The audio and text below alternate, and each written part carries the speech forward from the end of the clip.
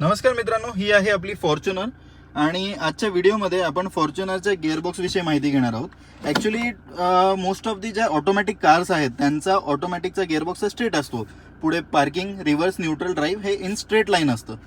But I think टोयोटाचं तर मला माहितीच आहे, टोयोटा आणि मारुती सुझुकी आहेच. आणि सेकंडली आय थिंक होंडा एक कंपनी आहे, त्यांचं ह्या टाईपमध्ये येतं. अजून कोणती कंपनी असेल तर तुम्ही मला कमेंट्समध्ये मला पण कळवा.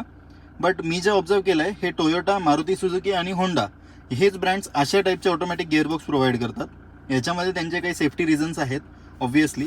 आणि ह्या गिअरबॉक्समध्ये काय आहे, आता बघा, पहिले तर आपण ब्रेक दाबून धरला, ब्रेक दाबल्यानंतर सगळ्यात पहिले हे बाजूला जातं, मग इथून हा रिव्हर्सला आला, रिव्हर्स नंतर न्यूट्रल यायला हे बघा असं इकडे येतो या बाजूला. तुम्ही फक्त मागे ओढलं तरी ते बरोबर इकडे येऊन जाईल.